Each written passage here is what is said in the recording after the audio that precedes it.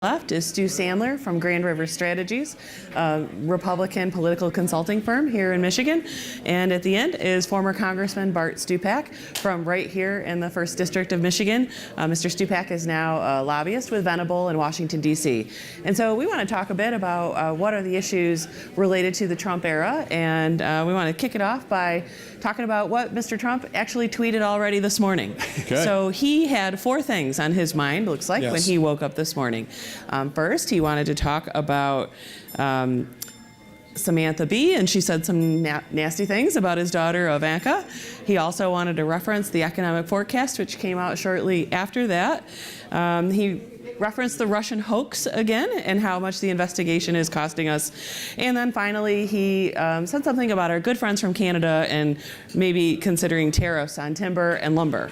So what does that do to us when we're waking up to these kinds of things every morning? And Stu, would you like to take that one first? Sure. And thank you. Thanks for having me.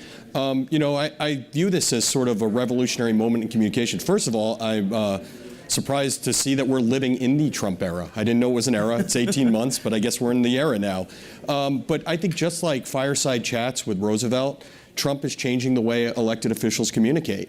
Now he has a direct line of communication to the people, and he's using it. And I think the most important thing that you mentioned in that was the economic numbers.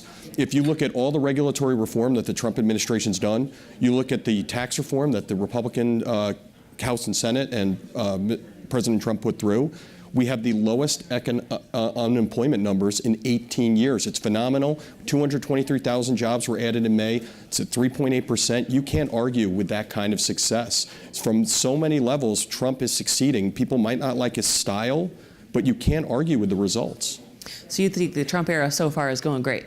I think it is, and I think what you're seeing too is, you know, Democrats thought initially that they were going to have a lot of success because normally in a midterm, the party that does not have the president really exploits a large advantage. But I think you're seeing it diminish as it goes on because I think people are happy with his results. You know, CNN put out a poll today showing that independents now lean more towards a Republican candidate than a Democrat candidate on a generic ballot. So Bart, you're from an area here that did support President Trump in his election, yet also supported you for many, many years. Sure. We're seeing them, I think, continue to, be very closely watching what's going on. What do you think? How is this affecting us here? Well, I think the president has done some good things, but I don't think the fine numbers you see for the economy and all that is due just to Mr. Trump or to the Republican Congress. I think a lot of those basis factors were set by the previous administration. We're seeing the follow-through on it. The tax reform bill, I don't see how it helps average Americans. So I don't think that's such a big success. Does it help the economy? Did it give the economy a boost? Yes, and I'll give him credit for that. Has he deregulated some parts of government that should be? Yes. But at the same time, any other project that the president has ran on really has not come to fruition.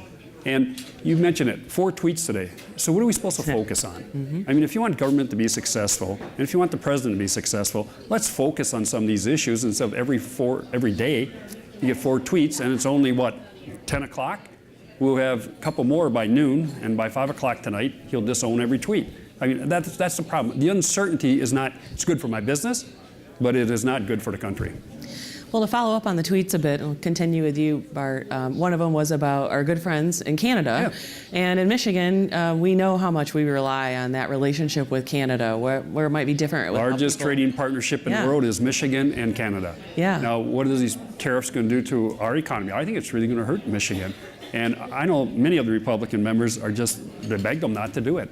So, I mean, he says he wants to renegotiate NAFTA. To negotiate, you need 2 people. You need 2 parties at the table. Right now, we only have 1. And the rhetoric that he's putting forth and the tariffs he's putting forth does not help that discussion at all. And I hope we could have a discussion and not a tweet war on tariffs and other things that should be addressed. I think you look at what Trump is doing, and it's been masterful how he's relating to other countries.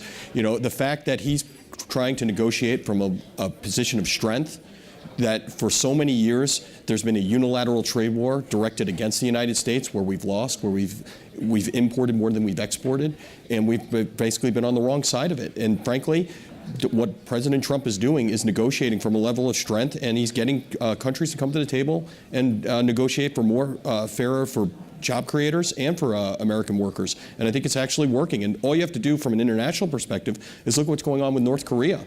For decades, that problem stymied the United States government, where presidents gave the North Koreans, concession after concession after concession, and never got anything out of it.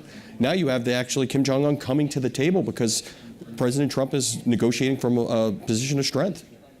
And when people get caught up in the tweets, I think this president, unrelated to kind of how he's very focused. His administration is very focused. He puts out a lot of clutter that get all sorts of people sort of chasing it. All the talking heads chase it in the other direction. But if you look at what this administration is doing, it's been methodical.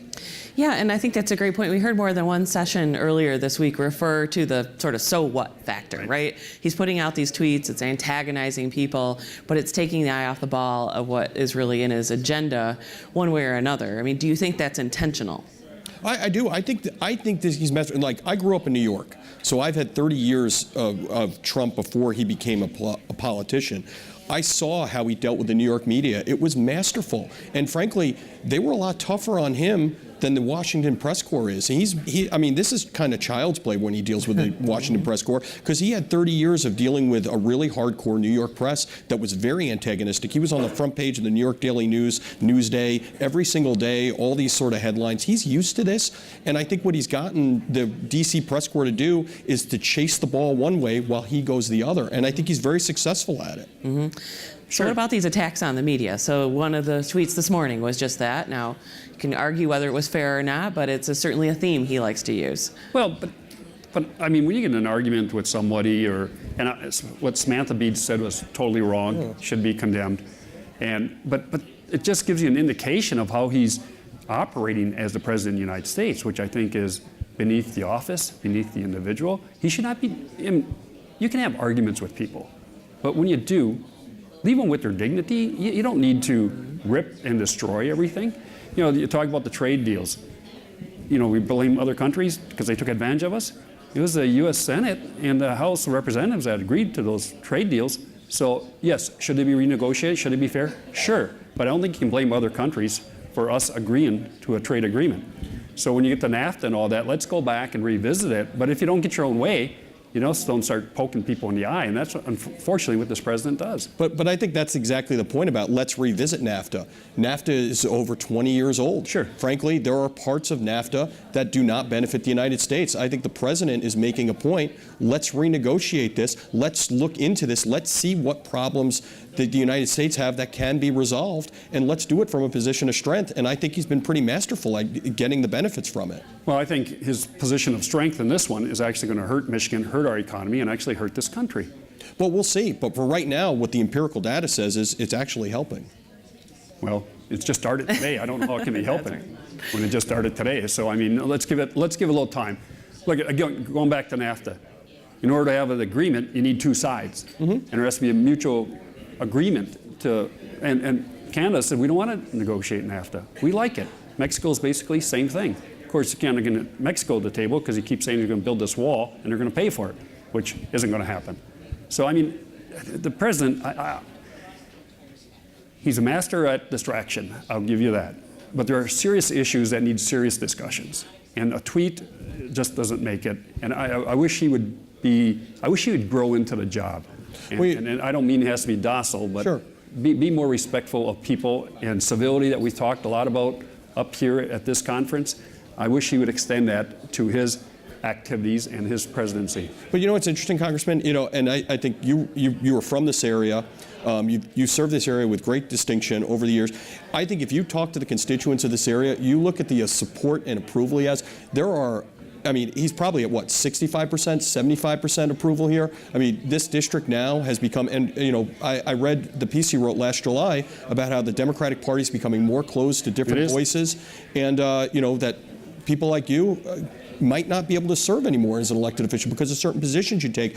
You look at someone like Trump, who people of this area relate to. They actually like the way he communicates. I think if you talk to them, they finally feel like a president is talking to them directly. Oh, I talk to him all the time. I still live here. I leave here, I'll go to Escanaba and Menominee where I live. And I disagree with you.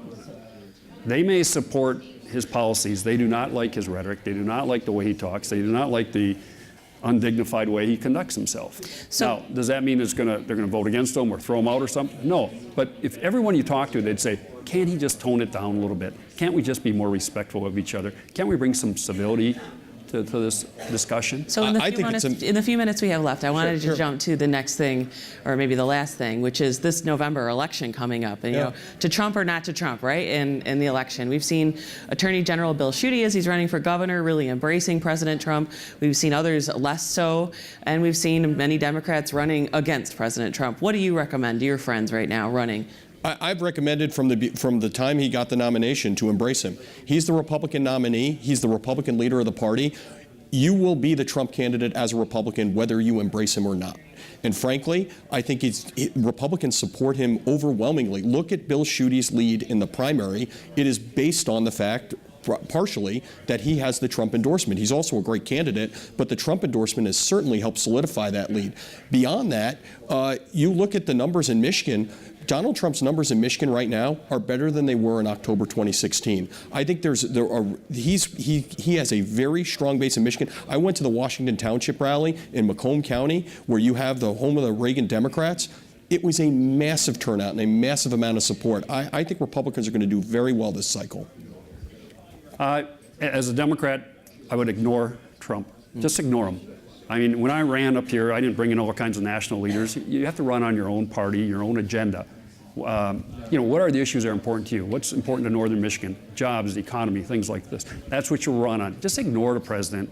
And you're the person who's on the ballot, not the president. So tell people what you're going to do for them. Ignore the president. He's going to be a distraction anyways. Just ignore it. Do your own job. Do your job, and you'll be okay in politics. And I would predict that if the election was today, Trump would lose Michigan. To Bernie Sanders or to Elizabeth Warren?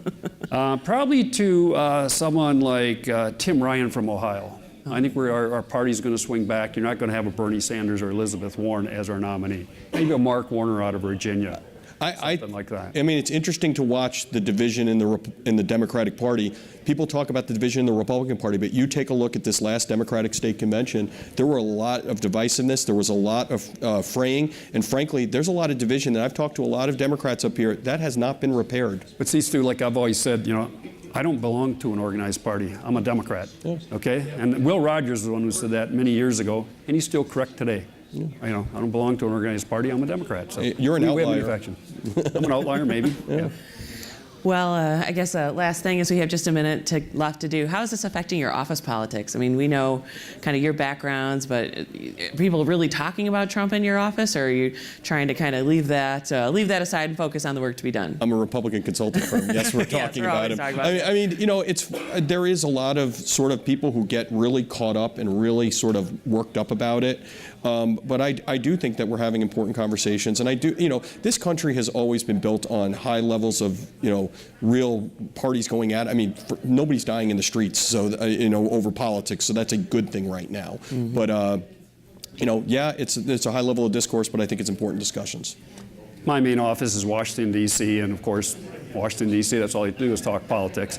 But from a business point of view, President Trump's been good for business because clients do not know what's going to happen. They'll come in and say, help us understand what's going to happen. What will the House Republicans do? What will the Democrats do? We don't know what the president's going to do. Give us more options. So it's a constant discussion, this administration, what the president's going to tweet next or what he's going to do next. And all you can do is try to give them many ideas, different avenues this policy may take. We need to wrap it up there, so I think that's going to be the last comment. Thank you, Bart Stupak, Stu Sandler, for your participation today.